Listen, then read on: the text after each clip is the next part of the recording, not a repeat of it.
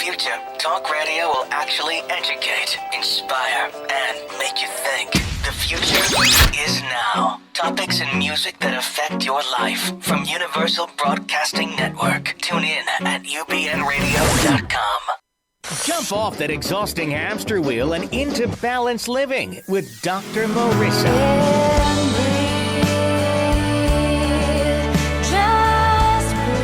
Her mission, to be a beneficial presence on the planet. Her purpose, to be your personal advocate to live, love, laugh, learn. Her life motto, don't die wondering. Take back your life with Dr. Marissa Fay on ubnradio.com. And welcome.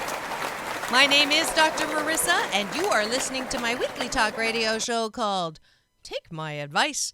I'm not using it. Get balanced with Dr. Marissa Pay. That's P for positive, E-I. Every Tuesday at naturally high noon on ubnradio.com out of the Sunset Gower Studios, and every Thursday now out of my NBC News Radio KCAA AM 1050 station out of Loma Linda. So this is a show about hope and how to be happy 88% of the time. So there is no gossip, no scandal, and no K words.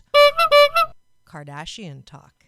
So there's also no political rhetoric and no CNN. Constantly negative news. I was in the dentist office yesterday and it was absolutely amazing. I just sat there and realized why I don't listen to the news, because it was just one bleeding, if it bleeds it leads, one bleeding, one bad news, one shooting, one rape, one killing after another, over and over. And it's no wonder that people are waking up in a bad mood.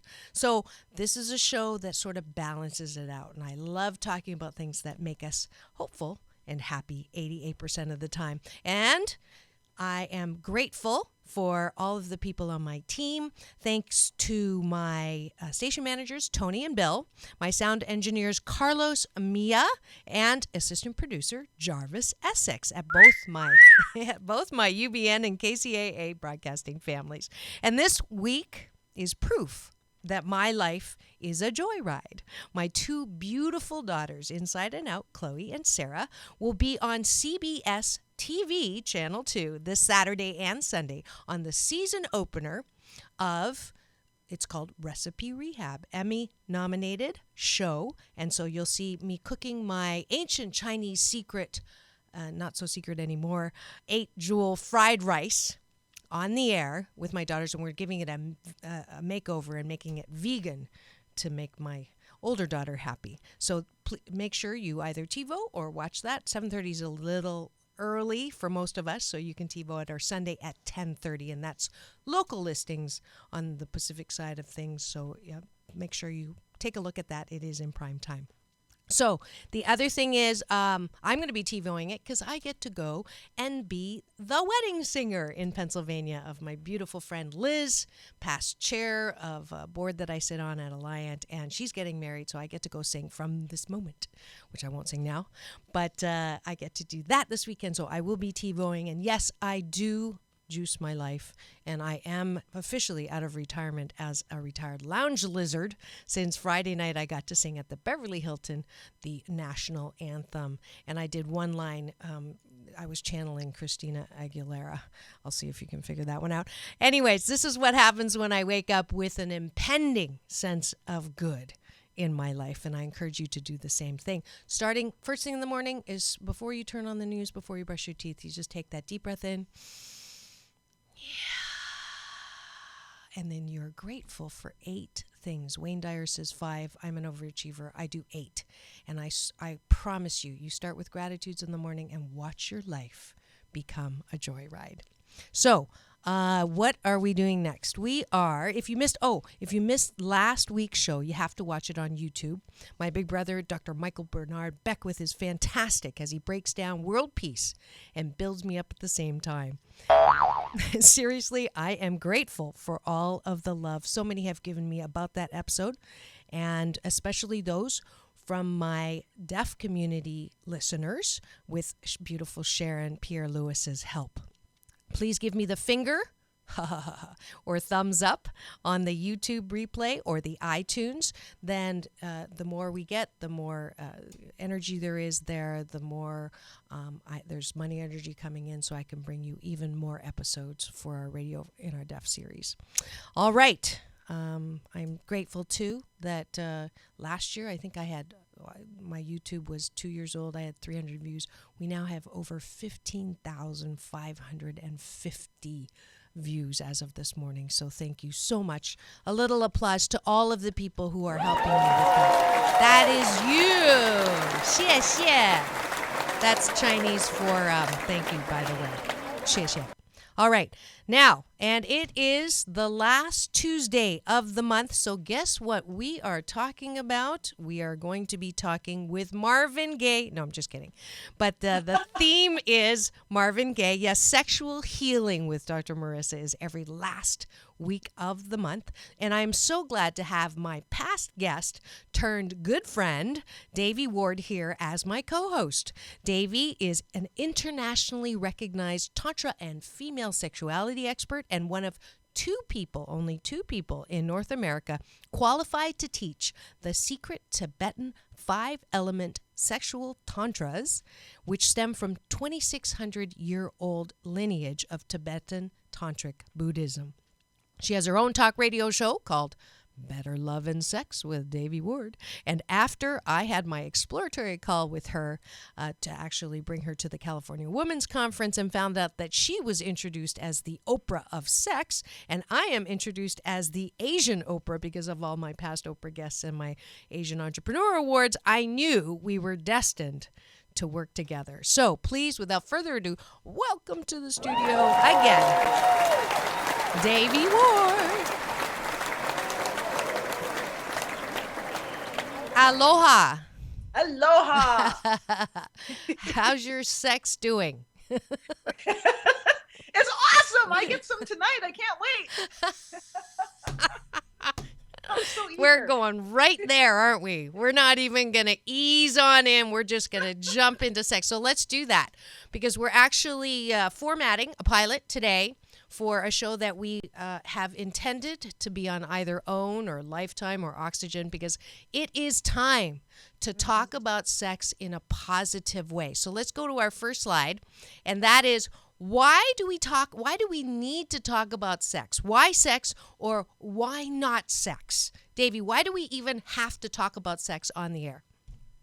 Well, because all of us are having sex, or at least would like to be having sex. And the issue is that because we don't have any education in our culture about how to have sex in a really satisfying and fulfilling and mutually rewarding way, a lot of us are left as adults to fumble around in the dark and figure it out for ourselves. Often with dissatisfactory and often, in some cases, disastrous results. Yes. So because, we're grown adults, we're adults, Yep. and we have intimate relationships. And the reality is, in this culture, we are taught how to do absolutely everything else. We have to learn how to tie our shoes. We have to learn how to stand in line. We have to learn how to do everything else that's required of us as functional human beings. And yet educating ourselves or educating each other about pleasure is criminalized, quite frankly. Yes, it is. Yes, it is. Exactly. I know that I wanted to talk about sex because I'm not a sexual. Sorry, was that a slip? I'm not a sex therapist per se. I'm not a sex educator in the traditional sense of the word. But my history in this is this last Valentine's season, I thought, you know what, let's just talk about sex just for the month because it is February and it's, sex and romance, sex, chocolate, toys, romance. And I thought, let's talk about it. And the more I did some research around it, the more that I met people who are experts in it, the more I realized that you're absolutely right. We don't have a way to be balanced around sex. We have some really bad things that happen, and I've had people on the show who've been sexually molested by priests, sexually molested by parents, sexually molested by strangers, teachers, a healing from past pain, and we do hear about sex that way. We do hear about sex in porn. We do hear about, the trafficking and the sex slaves, everything that is the dark side of sex. And I think that it's important to talk about the dark side of sex because we have to put light on it. But I had this thought. I thought, why don't we also talk about the pleasure side of sex? Why don't we spend some time highlighting what's good about sex?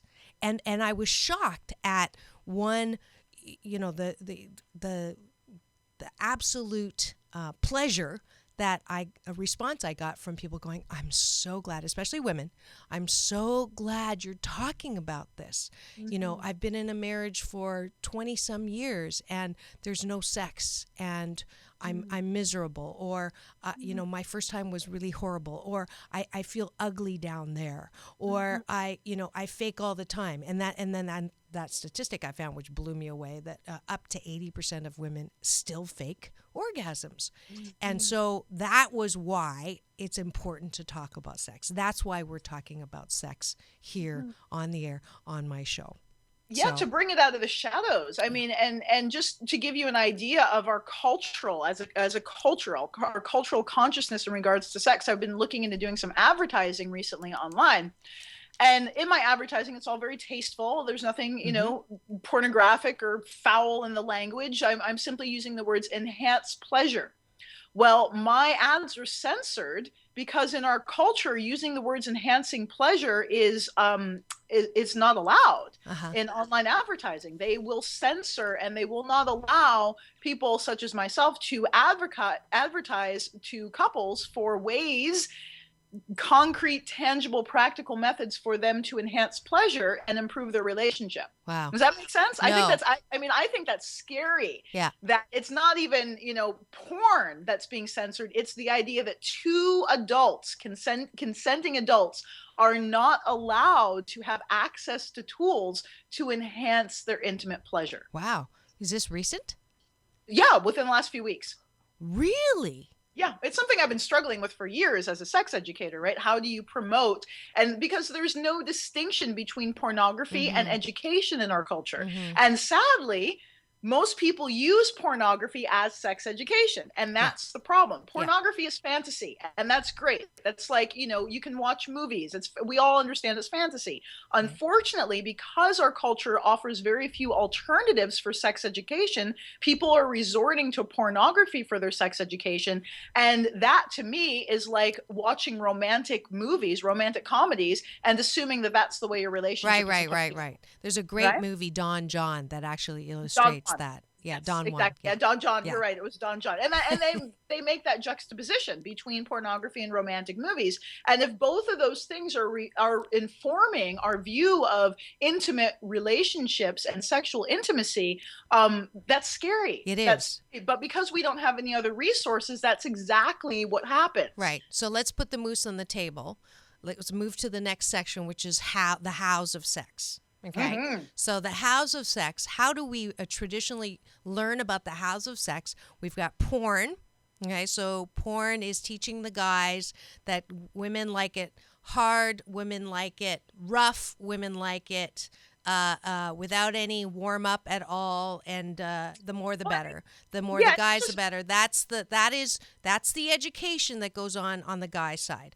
On the girl side, the education is riding into the sunset, and he's going to send you flowers, and he's going to wine and dine you and take you to Tiffany's. And so we've got these two colliding, erroneous, educating BS belief systems that it's no wonder our relationships don't work.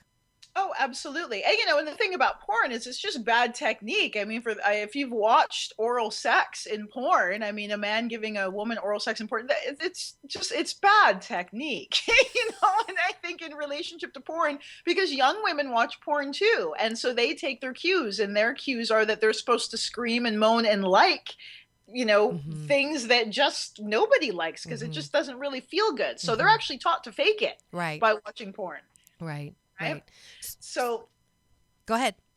Oh, well, yeah. So tools and techniques. So the first place we start, I think where we need a lot of education around is how do we connect?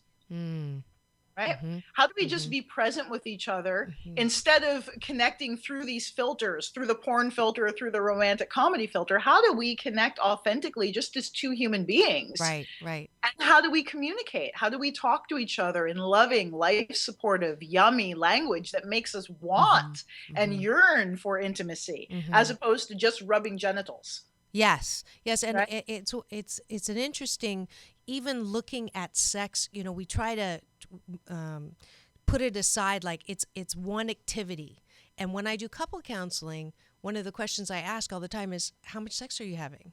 And sure enough, usually the ones that are not having very good communication aren't having sex very often. Oh, God, yeah. So that those two, seeing or re-seeing sex with new eyes and using that as a tool for better relationships and communication, instead of, well, it's sex and then there's a relationship. There's sex and then there's romance. But it is all, as you're saying, intricately entwined. That if I adore my man and I want to satisfy him, then he's going to adore me and want to satisfy me both in and out of bed.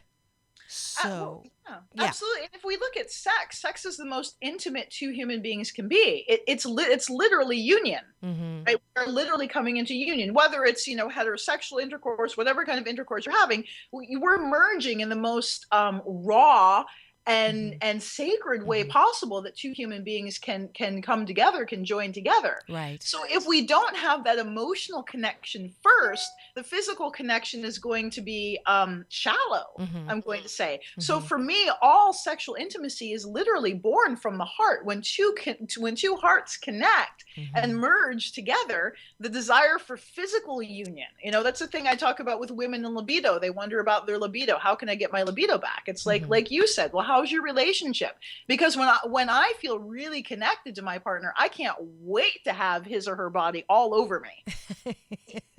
Yes, it is related. Now, on that note, I've had calls and messages from listeners.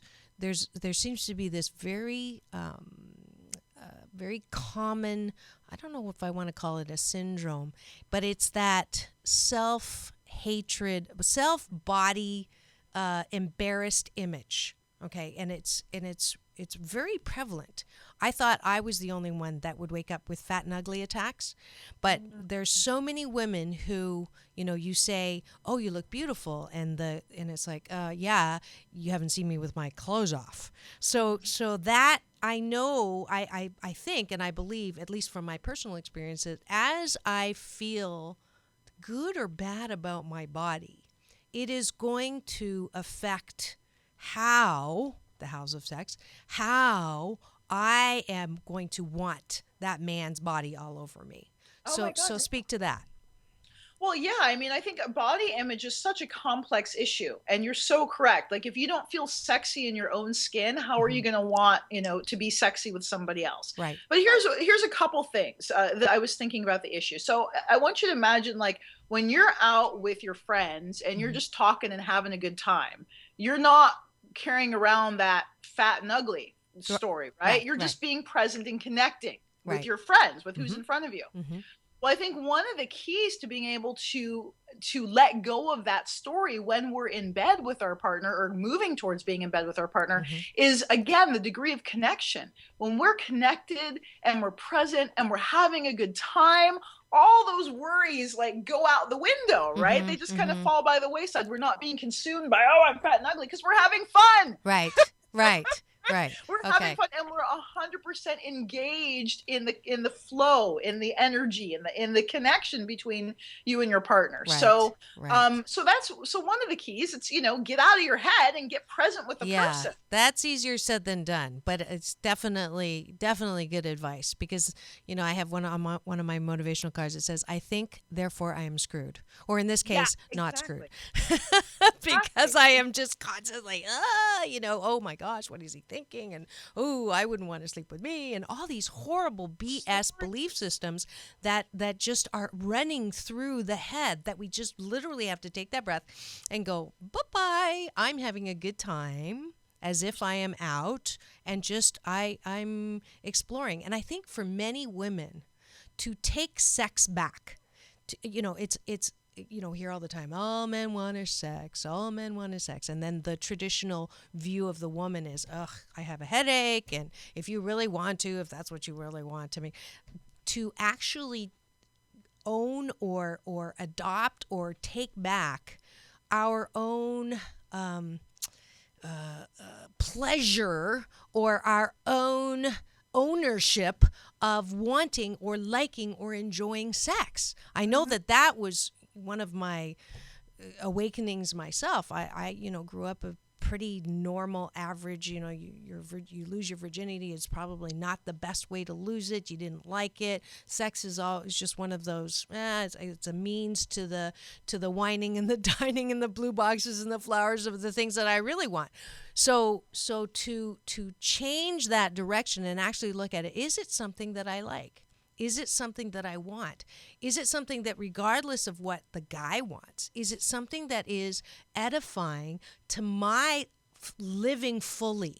And I have to say, I'm learning this as I go. There's another reason why I wanted to do these monthly sex talks is I am coming into my own, literally, around wanting this kind of pleasure.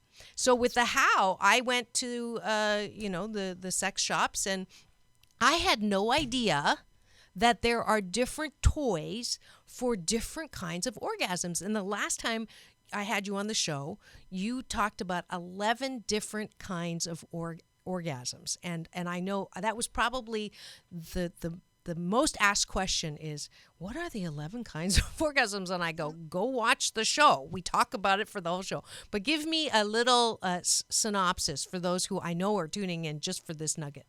Yeah, there's actually over 11 different kinds of orgasm that women are capable of experiencing. And that's because of the way our internal erectile tissue is dispersed in the genital region and nerve endings, nerve plexuses in that area. And there's going to be different zones. All women are capable of having the over 11 different kinds of orgasm. There are going to be some areas that are more sensitive initially than others, and that's simply just because of the way the nerves are dispersed in the pelvis, and also our own relationship to our vaginas, our genitals, and if we have any stored emotion in that area of the body. So just FYI. Okay. So all the different zones that we are capable of having orgasmic bliss arise from when stimulated for long enough and properly are the clitoris, which we're all familiar with. Yep. The U spot, which is the urethral opening. Okay. The G spot, which That's is right. more of a zone, and the G spot is generally about 1.5 to 2.5 inches. All women are different inside the vagina on the anterior wall, and it actually extends all the way from the back, the 1.5 to 2 inches, and so this is internal towards the cervix. It extends from the back all the way to the vaginal opening. So I don't know, can you guys see that in the screen?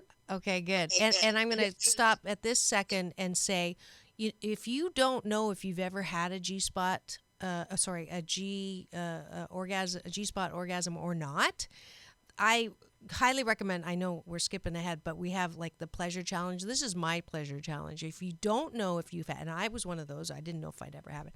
So there are actual vibrators that are specific for G-spots. So if you're not having a great time with your guy and you don't know exactly what it is that you're moving towards or trying to get pleasure from, find out first. And then you're better able to tell your guy or your girl what you want to try, to experiment, to see if you've had all 11 kinds. Okay. Right, and and all, just FYI, the penis actually, in vaginal penetration, usually does not induce a G-spot orgasm unless the woman's extremely engorged, because the G-spot responds to pressure, not friction.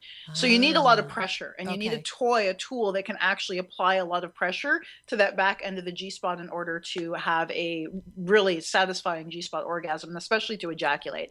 Very so if important. you're not having Very G-spot important. orgasms from penis intercourse, that's normal, right? Okay. I mean, it's That's good So, to okay, know. That's good to yes, know. Because FYI, unless a man still has his foreskin. Actually, anyway, that's a whole other show.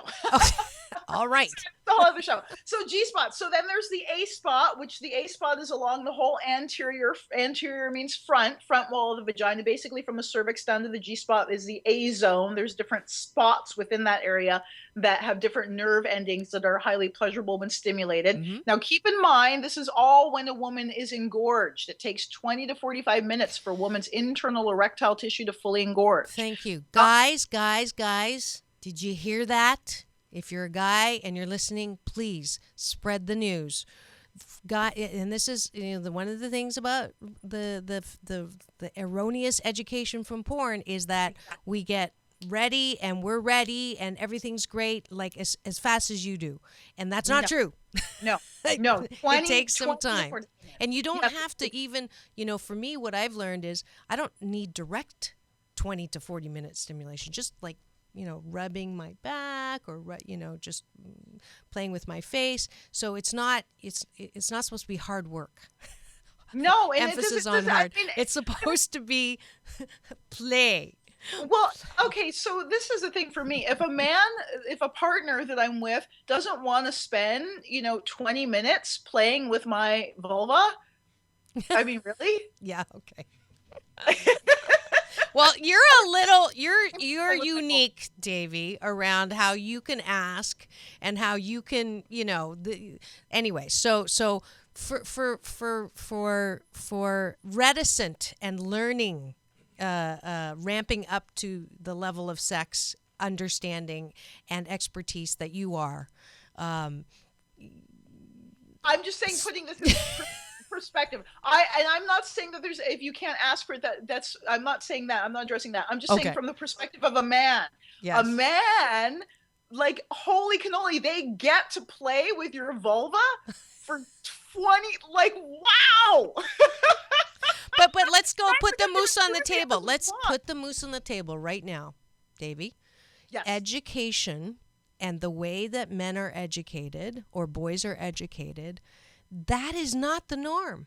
I mean, that is not, my assistant producer and I were talking, not about this, a couple weeks ago, but just, opening doors for the woman before they get in the car, walking on the street side of the sidewalk, standing up when they go to the restroom when you're in a restaurant, pulling their seat out, opening the door. All of those things, including spending 20 minutes with your vulva, are not, they're not getting that education.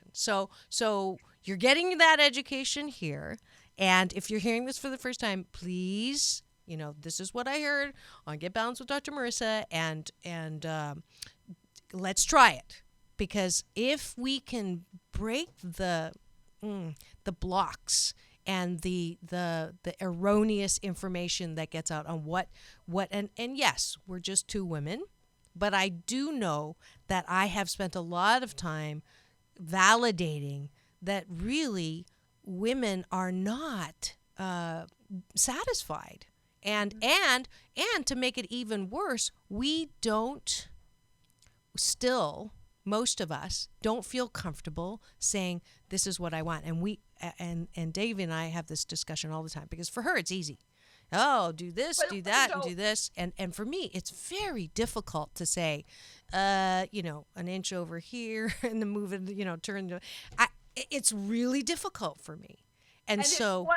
I'm sorry to interrupt you, No, but no, it no, no. wasn't always easy for me. It was really difficult for me too. That's why I'm such an advocate for expressing our desires, because it was hard. It was one of the hardest things I've ever done, is begin the process of just making little tiny requests, or starting with affirmations. If making requests is difficult, then start with affirmations. Start talking about what you like while you're experiencing it. So while you're in the midst of your partner playing with your vulva, Yeah. let's just say that they're like, yay, I get to play with your vulva, which is actually the way most guys feel about it. Big Right. secret. They're like, wow, Yeah. really? Yeah. Yeah.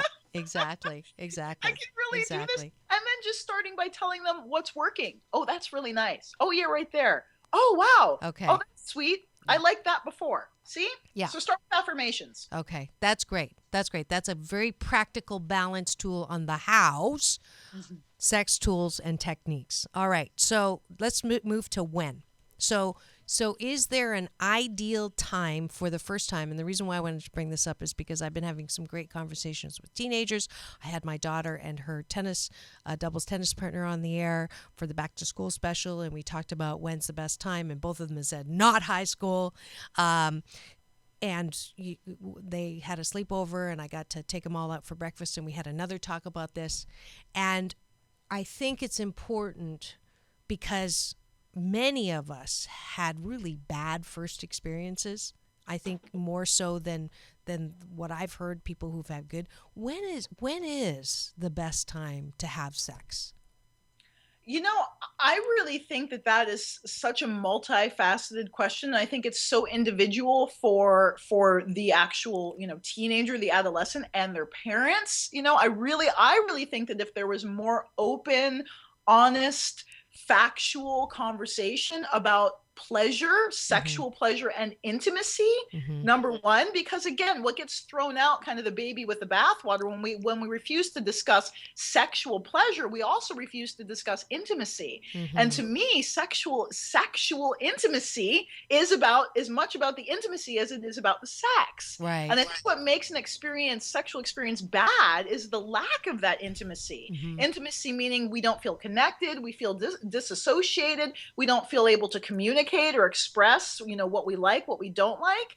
So all of that falls under intimacy for me. And I think that educating children about how to, like I said, how to connect, that's a big sticking point, how to actually authentically connect, how to be intimate, what is intimacy, how to give pleasure outside of the realm of sexuality. So how to touch, how to caress, how to communicate about your touching and your caressing. So I think that, as it is right now, our children aren't given enough of a good foundation for these other skills that are absolutely essential to sex.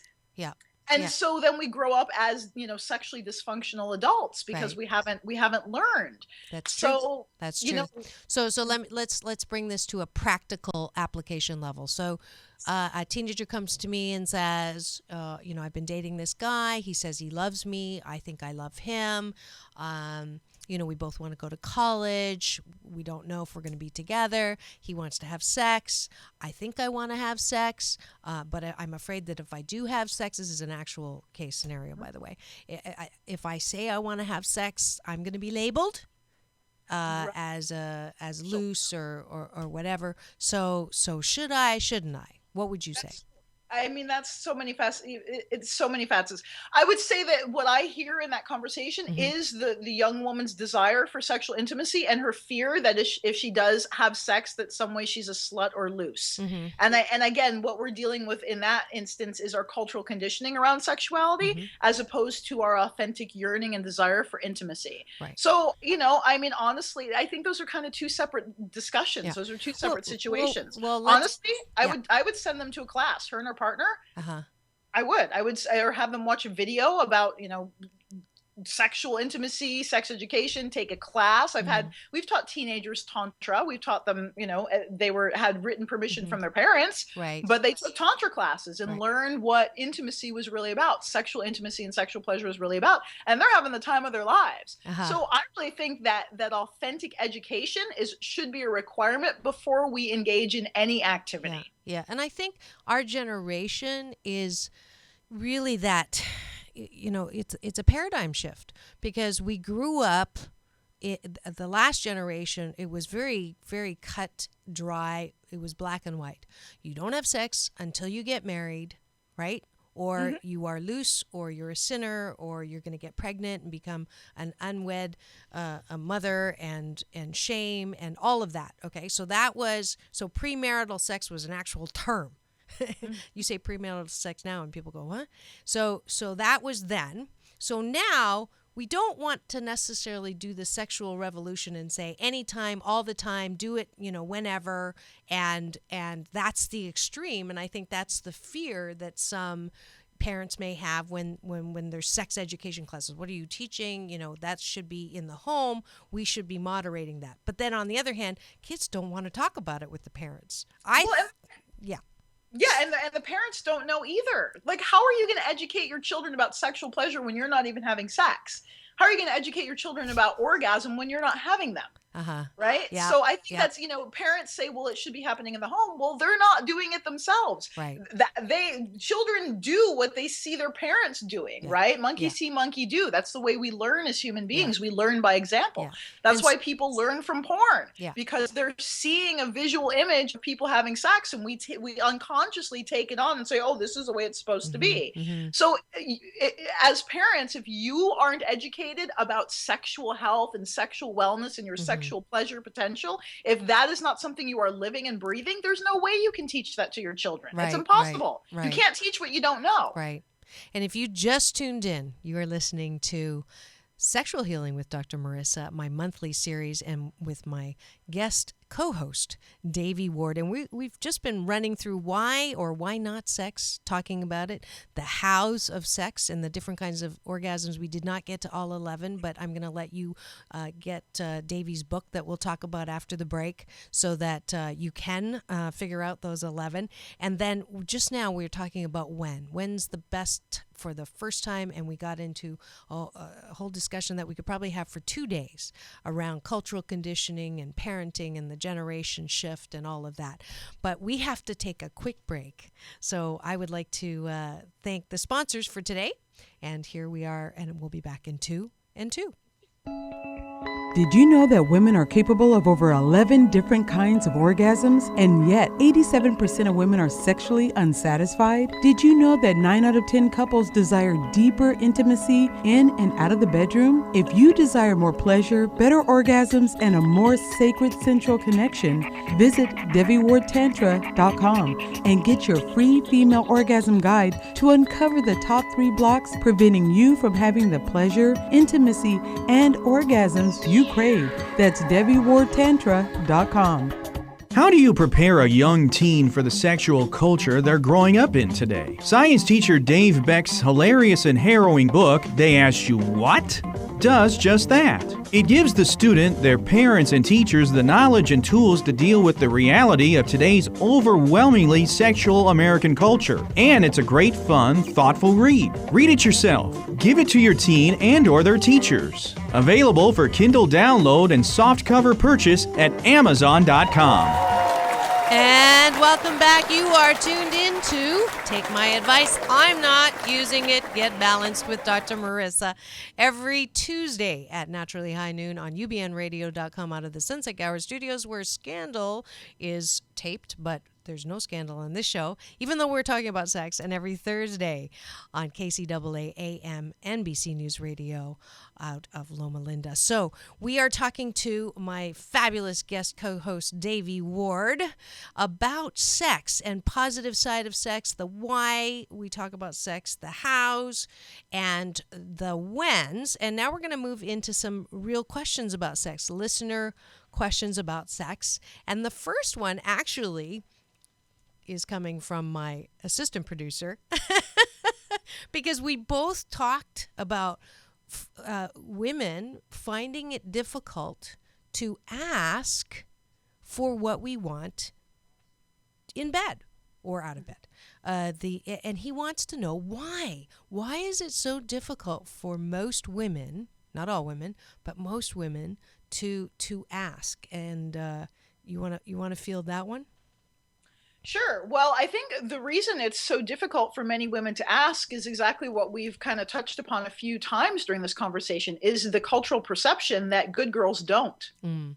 right? And Mm-hmm. if you do, then you're a slut. Mm-hmm. So from the Mm-hmm. time we're young, little girls, we're all taught about being good girls and we're taught to basically, suppress and rein in our sexual expression. Right. So we're not supposed to know Mm-hmm. about our own pleasure. Mm-hmm. We're not encouraged to masturbate, which is essential to understanding your own body and your own pleasure and your own sexual response and what you like. Mm-hmm. Masturbation is healthy, but we're taught that it's criminal, Right, and that dirty. it's shameful and Mm-hmm. dirty and Mm-hmm. wrong, and don't do it. So basically, we're taught to lock up our sex in an ivory tower and wait for the handsome prince to come and unlock it, and then he's supposed to know how to do everything. And then when we find out, well, God, the handsome prince doesn't know how to touch my clitoris, then we're screwed, and, Or and not. we don't, or not, right? Or we're unhappily screwed. Right, And, right. and we've locked up, we've chained, we've put a chokehold on our ability, a cultural chokehold on our ability to advocate for our pleasure. Okay. So why? I actually think it's social. I think it's a symptom of our cultural conditioning and our social oppression of female sexual pleasure and female sexual desire. So when you do actually squeak out, and that's the way it started for me. It started out with a, that's really nice. Or do we go, I need it to the left, please? Like, I mean, that was like a freaking milestone for me. Yeah. Yeah. And guys, this is how you play a role in it. When my partner said, thank you for telling me what you like. It turns me on when you tell me what you like. I was like, yeah. Yeah. And so the next time it was a little bit easier, and it became easier and easier and easier. Okay. Right? So guys, you have to affirm. Right. Okay. So he's nodding his head. He was not nodding his head earlier. And let me add two other possible reasons why women don't ask for what they want. So the second reason to add to yours is sort of a jump off point for what you said. The guy is expected to know. Okay. Yes. The guy is sort of, they know what they're doing. I know of women, myself included, who have been with men. I know this is going to be hard to believe for you, but have been with men who actually say, don't touch yourself. I know what I'm doing. I know that it's hard for you. He's like, you see his face. He's not on camera. But just because you don't doesn't mean there are not men out there who have that BS. They have that belief system. They play it out. So if I've had that experience, then you better believe I'm going to be reticent about saying 2 inches to the left or an inch, upward. Mm-hmm. So that's one. The third one, and I think this is a huge one of why many women don't ask for what they want. It's called codependence. So many women, myself included, when it comes to sex, I want to make sure the guy is happy. I have to make sure the guy is happy. And so I will put myself in the second spot or in no spot at all in fake because it's just faster that way. So that is, it may, I know you're shaking your head. It's not, I'm not saying it's right, but it is more common than you think. And if you do, I'm sure, Davey, you can back me up on that. It is whether it's a cultural conditioning or I don't know. I think women are born a little more codependent than men. It's part of our makeup. We want to make people happy. We're people pleasers. So to get out of that conditioning takes a lot of work. So for me, it was meeting guys who would actually say, I want to take care of you first. I mean, that was like, what? You would? And so it's like a little like your squeak. It's like a cross between the squeak and the doggy, the little puppy that hears a funny sound and goes, huh? That was me. So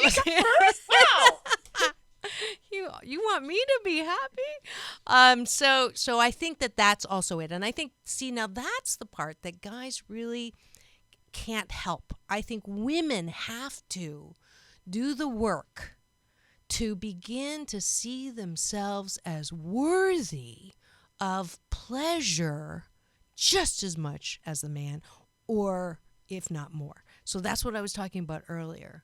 Well, We and have I- to take the ownership. We have to take sex back. Not that we ever, didn't have it, but really, taking sex back. That's my new the new chapter. Absolutely, and I call it busting free from the shame game, and extrapolating upon that is a beautiful point. But when we think of sex as it's mutual, right? So I know for me, it's like, just like you were expressing, you as the woman, you want the man to be happy. Yes. They feel the same way. Oh my God. Do they? really- Do they?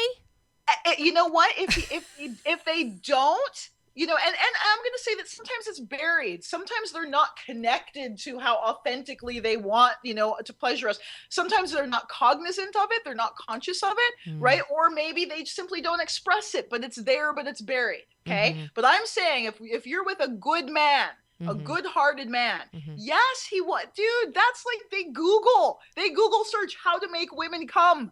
There's like billions of dollars. Men trying to figure out how to make their partners come. If they make you come, they get to be the man. That's like their ultimate. Like, making a woman come is like climbing Mount Everest. My assistant producer is going to lose his head, literally, the one on top of his neck, because he's nodding so much. Yeah. So, like, I'm saying, whatever support you can give them. So me communicating about my pleasure, even if you're not comfortable saying what they're not doing right, let's say what they are doing right a lot. Yeah. Okay. That's Positive affirmation. that is a great point, because this is where I'm going to, do so little preaching at women. Or partners of any, gender. If you grew up in that Cinderella, and we were talking about that Don John movie, and we're all, it's so easy to get focused on what is not right. And I am so guilty of this. They didn't bring me flowers, or they didn't say I loved you first, or they didn't, send a card, or they didn't, boom, boom, boom, boom, boom. And then once you start going down that hill, it's a fast slide. And it takes me like 10 minutes and I'm ready to break up. I start with one thing, because and I'm not alone, and so I'm preaching to the choir here, but that's my other challenge, the pleasure challenge, is if you're a person that has been in several relationships, and one of my other co-hosts that's been on, Paula, she will say, if I call her and I start down that hill of that they didn't do this, or they don't do that, or do that, and she'll say, is it working for you? They don't do this, and I'm singing that song. They don't do this, and they didn't do that, and it's not a good place. And so, how do we get out of that if we want to try to have a good relationship? Again, starting with that gratitude. What is it that they do well? What is it that they are good at? What is it that they have done? And just stay there. And what happens is, I start feeling really good about him. And then by starting feeling really good about him, I do want his body all over me. Yes. But if I go down this way, it's like, the date's over. The day hasn't even started and it's over. I know. Yes, exactly. So shifting our focus from appreciation. And again, nobody likes to be criticized, right? Yeah, especially in bed. Like, if I'm giving pleasure to my partner, he's like, "You really suck at that." Right. I feel like, well, forget it. I'm never doing that again, right? But if I'm giving my partner pleasure and he's like, "Wow, I really like it when you do this thing up here. That's really nice." Then I'm going to do that thing up there until he tells me to stop. Yeah. Right? So it's like, because when we're in intimacy, we have to get to, I need a new sound engineer. I'm losing my sound engineer here. Okay. Pleasure challenge for the month. Oh, before we talk about that, how do people get your book? Right. So my book has all of the 11 different orgasms, because we only named off 4. It has all the 11 different orgasms and then some, and what sex toys you can use to help you awaken those for yourself, and some tantric masturbation tips. I think I can say the M word on this show. Tantric self-pleasure tips. There we go. To awaken the over 11 different orgasms for yourself, and how to enroll your partner in that adventure with you. So you can get my book. It's called Shake Your Soul Song. A Woman's Guide to Self-Empowerment Through the Art of Self-Pleasure at Amazon.com. Just Google or just type in Devi Ward or Shake Your Soul Song, and it should come up. And there you go. All right. To All guide. right. Wonderful. And I'm going to do something I didn't ask your permission for, but can you give away one free copy of the book? Yeah, I would love to. Okay, great. So that's my Oprah giveaway for the day. So Asian Oprah is giving away one of my co-host's book. It's a fabulous book. I've read it myself, and I've learned a lot from it. Thank you, Davey. Shake Your Soul Song. So what we're going to do is, let's see, the first person to go to your website. Do you have a sign up on your website? I have a sign up. It's you can sign up for my free female orgasm guide. Uncover the 3 main obstacles preventing you from having the orgasms and pleasure you crave. Right. So let's say the first person to sign up within the next 24 hours. Great. We will be keeping an eye on it. Gets a free copy of Shake Your Soul Song. So in the sign up form, just say, "Hey, Davey, it's me." And I heard you on Dr. Marissa's. Yeah. Yes. Perfect. All right. And the last thing we're going to do is the pleasure challenge of the month. I should have put a drum roll in there. What are we doing? So there we go. The pleasure challenge of the month. What would we get one each. What would you like to challenge the listeners to do? So one of the things that I talk about in my book are the 4 different forms of pleasure, which are physical/sensual, emotional, spiritual, and sexual. So my pleasure challenge is for you listeners out there, and we'll be doing this as well, to consciously cultivate or consciously make the choice to indulge in any one of those 4 forms of pleasure. Now, we do it unconsciously all the time. We eat yummy food, which is sensual pleasure, taste pleasure. We like to smell good things. That's sensual pleasure as well. But I want us to consciously do it. So from here, making the conscious choice to give yourself any kind of pleasure purely for the sake of pleasure, for no other reason, but just to give yourself pleasure. Yeah, it's all about you. It's all about you. Great. All right, that's yours. Mine is I would like you to, and this is, I guess, for women, this week have 3 different kinds of orgasms. Ooh. So you get your pick. You go to the 11. I don't care what they are, but they have to have three different kinds of orgasms. You don't have to use a man. You can use a toy. You can use a partner. You don't need a partner. But I would like you to experience the pleasure that comes from 3 different kinds of orgasms that women are capable of. And men, your job is to do the same and give them. There you go. All right. So give or take 3. That's 3 your pleasure. orgasms There this you go. week. This week. All right. So I'm not going to tell you when, anytime, but it has to be within this week. We'll see what happens. Hey, it could be worse. I could give you a 21-day challenge to have an orgasm every day for 21 days straight, like my 21 day. Yeah, that could be next month's. Anyways, thank you so much, Davey Ward, Miss Sexpert and friend, and fabulous.